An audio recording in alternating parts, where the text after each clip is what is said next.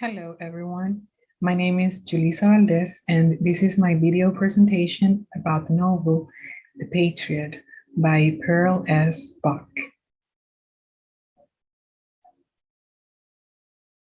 Before listening to a summary on the story, one must know at least a little bit about its characters. First of all, we have Iwan, the protagonist of the novel and its central figure, Tama, his wife, who changes Iwan's life and their children, Yohiro and Gojiro. They remain as little kids in the story. On the other hand, it is Iwan's family, Mr. and Mrs. Hu, his parents, General Hu and his wife, Iwan's grandparents, and Aiko, his brother. One must also mention Enlan, a crucial character in the story, because thanks to him, Iwan finally makes his decision to become a patriot. Peng Lui, the traitor to the movement of patriots. Thanks to him, the government knows about the patriots' intentions.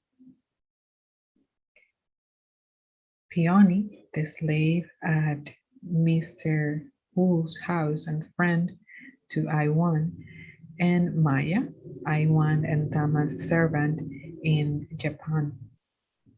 Then we have Mr. Muraki and his wife.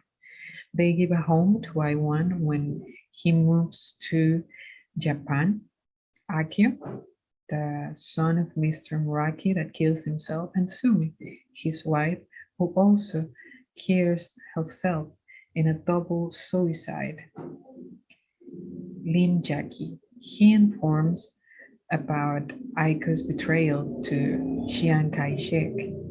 And of course, one cannot avoid mentioning Chiang Kai-shek, who in the beginning betrays the movement of patriots, and then he becomes the hope of China in the final war against Japan. One last character that I must mention is Mr. Hideyoshi.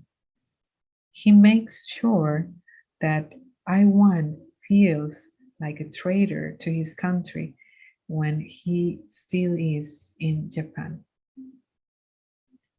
Well, let's listen to the summary on the novel The Patriot. The novel The Patriot, written by Pearl S. Buck, is about Iwan, the patriot son of a wealthy banker from Shanghai. The story begins by informing the reader about General Wu's life and family. The brief introduction gives enough information to know about Iwan's family in Shanghai. Iwan is the younger of two brothers, Iwan and Aiko. Aiko is naturally mischievous and malicious. Iwan, on the other hand, seems more interested in politics and revolution and the wellness of his people. One day, the police arrest Iwan. He does not spend much time in prison due to his family, so when the policeman knows who he is, Iwan is set free. During this time in prison, he gets to know a young student named Liu Enlan and helps him get out of there too. Later on, Iwan learns why Enlan is in prison and why he becomes a communist. This young man is a revolutionist, and Iwan secretly considers himself a revolutionist as well. This young man lets Iwan know that there are plenty of revolutionists in the public university. Iwan decides to change from a private school to the public one so that he can become a revolutionist as well. After making his determination, and thanks to Iwan's cunning, he talks to his family, who firstly refuses the idea, and then approved his decision. 2 years later, Iwan is one of those revolutionists whose groups have meetings in every school in China. One day after school, Iwan discovers that Peony, the slave that works for his family, looks different. Iwan does as he is used to and goes to greet the members of his family after school, an activity that he does not like at all. Firstly, he greets his grandmother, then his grandfather, and finally his parents. This day is special because when talking with his father, Iwan feels like his father can read his mind as he warns him about the consequences of becoming a revolutionist. After these uncomfortable visits, he goes to his room to do homework. At midnight, Peony goes to his room to work on her usual chores. She goes close to Iwan to see what he's doing, and he remembers the afternoon and what he noticed on her today. She tells him to stop studying and go to bed.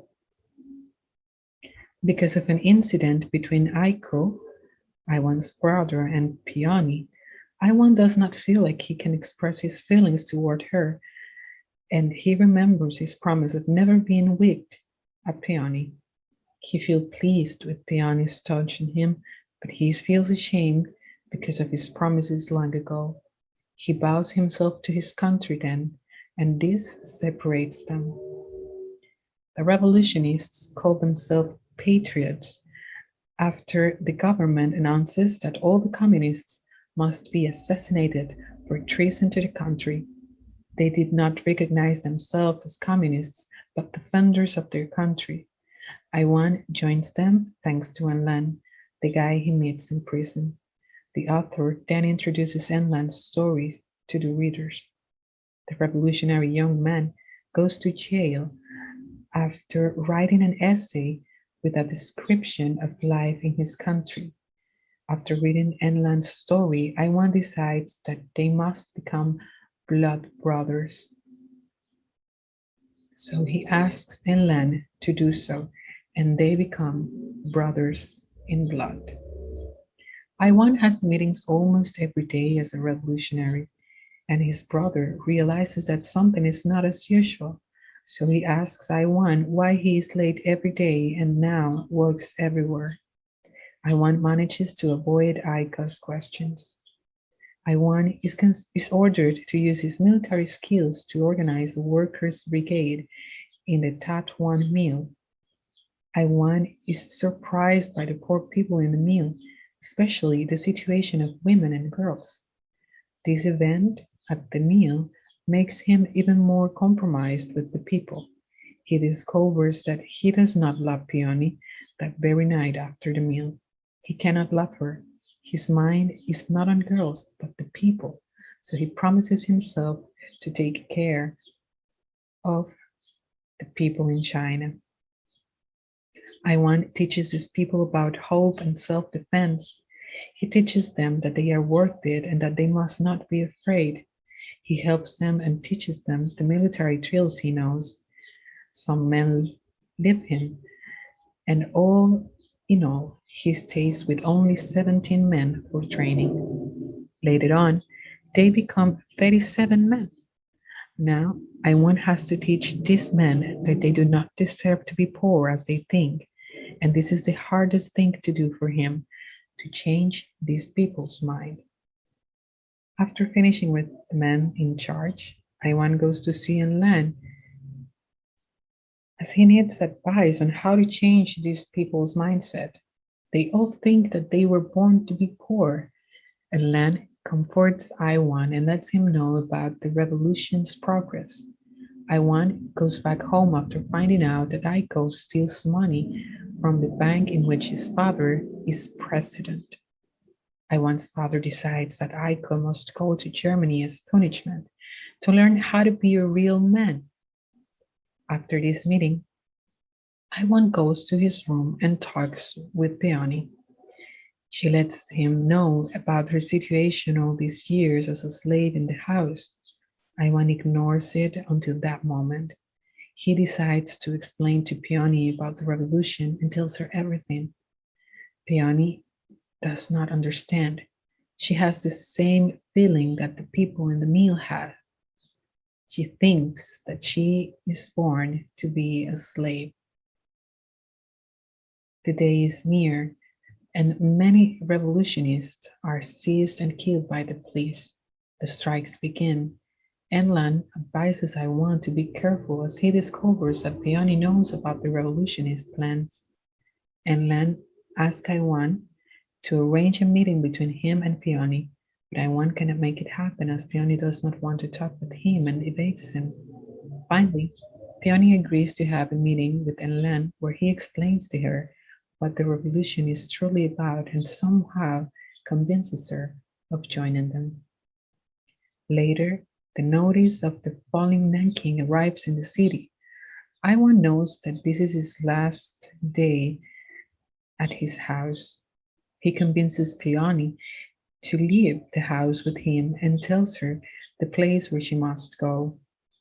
Later that night, Iwan's father goes to his room and wakes him up and tells him that the government wants to kill him, and his name appears on a list of scholar revolutionists, that he knows Chiang Kai-shek personally, the leader of the revolutionists, and that he, Chiang Kai-shek, is a traitor, that he is to purge the city of the revolutionists. Iwan goes abroad, as his father commands, to save his own life. The ship and everything are ready.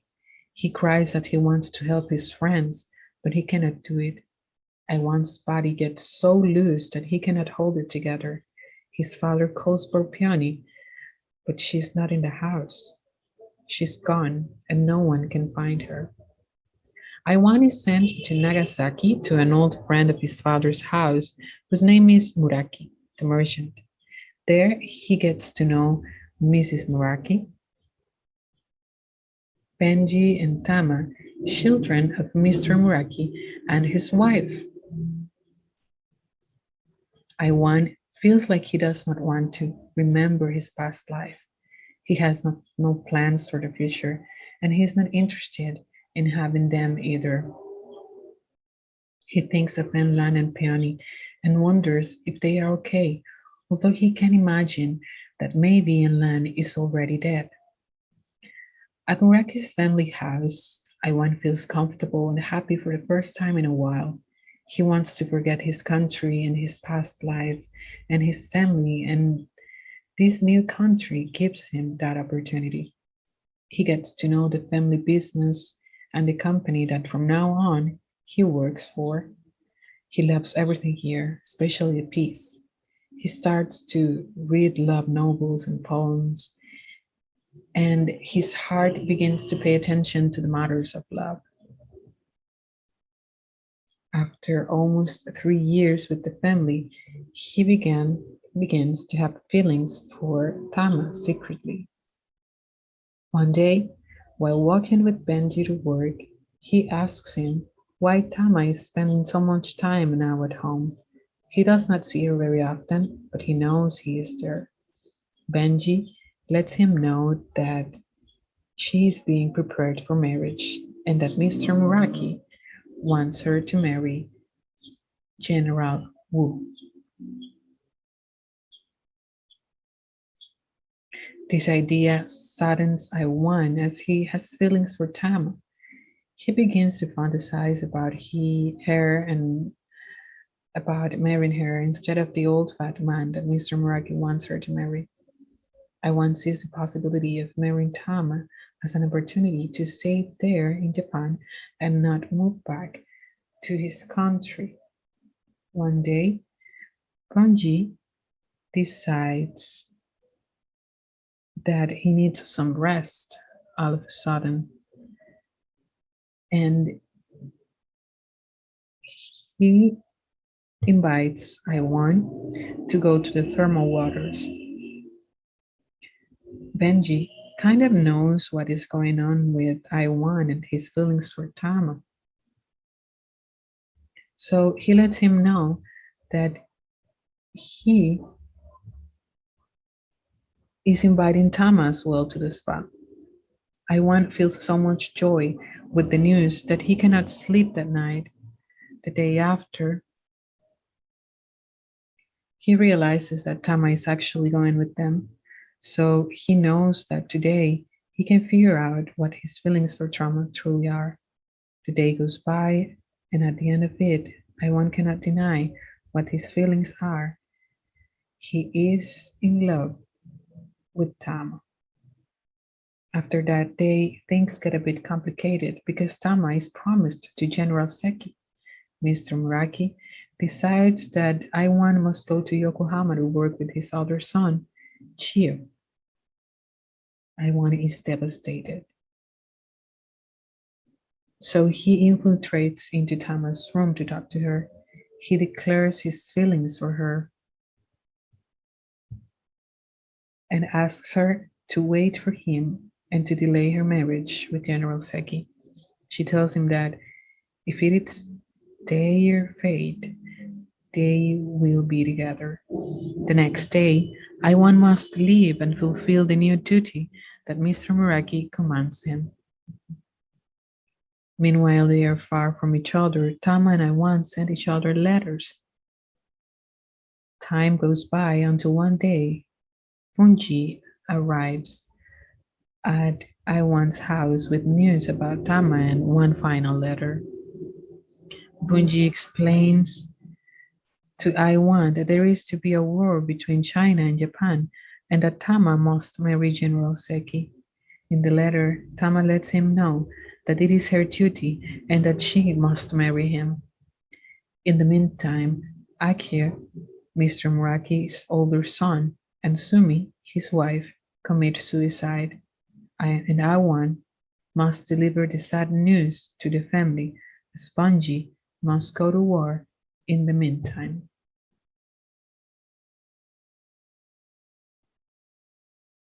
Iwan goes back to the Muraki house and tells Mr. Muraki the bad news.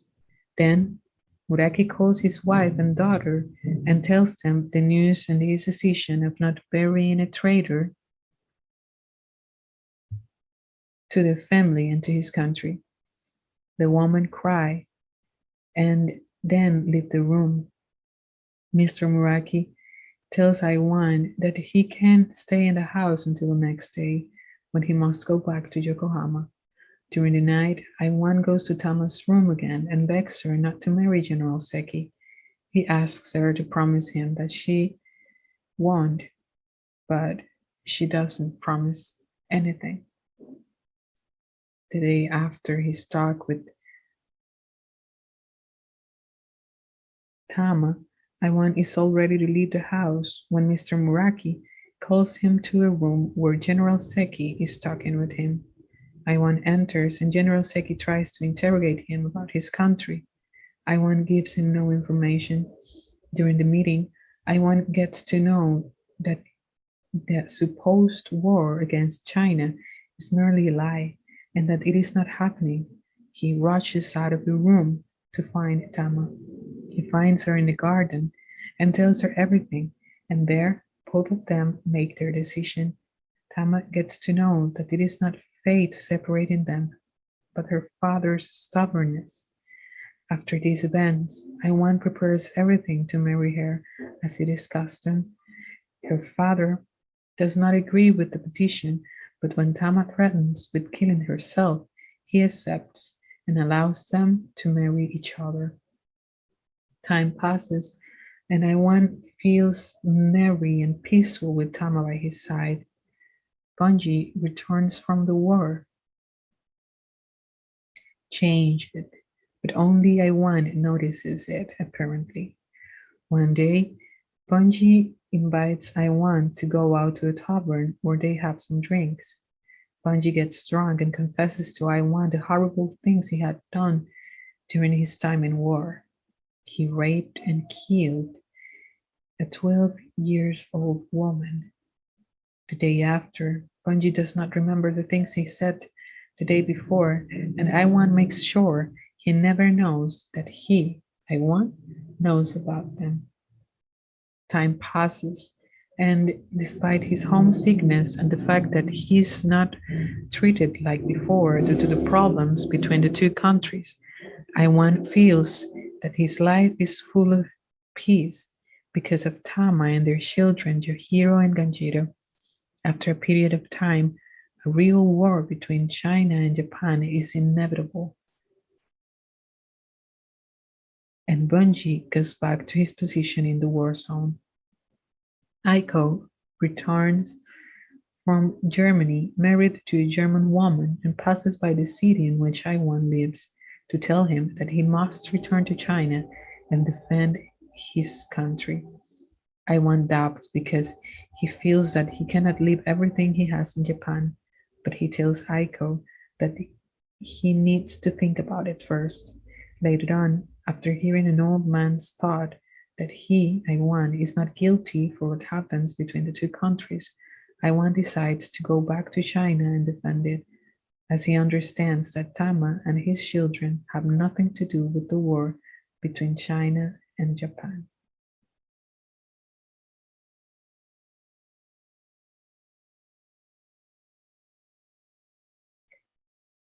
Finally, Iwan returns to his country.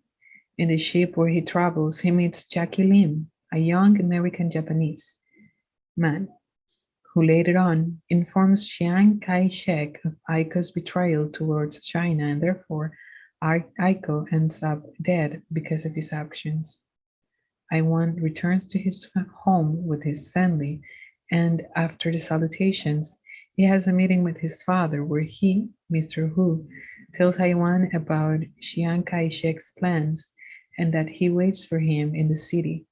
As commanded, Iwan goes to see Chiang and is informed of his new mission. He is to visit the communists in the north to tell them that to win this war, China must be united. Iwan does as he is told, and to his surprise, he finds that the leader of the communists is En Lan, his old friend, who he thought dead, and that Peony is with them. The war takes the life of many, and for moments it seems like China has no opportunities against Japan. Iwan stays for a period of time besides Enlan and Peony, and comes to understand that Enlan is the same and how different their ideals are. One day, Iwan receives a letter from Tama where she informs that Bunji is dead.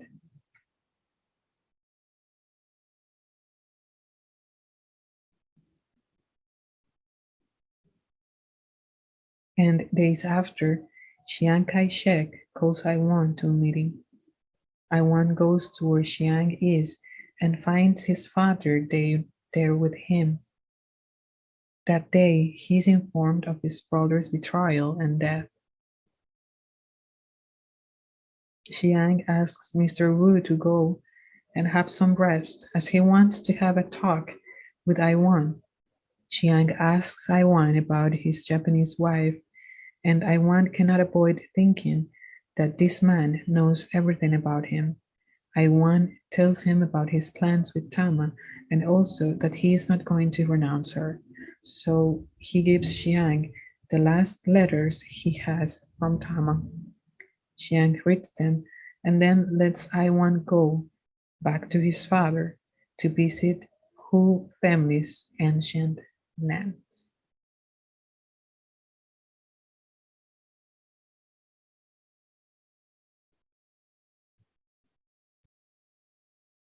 Thank you so much, everyone.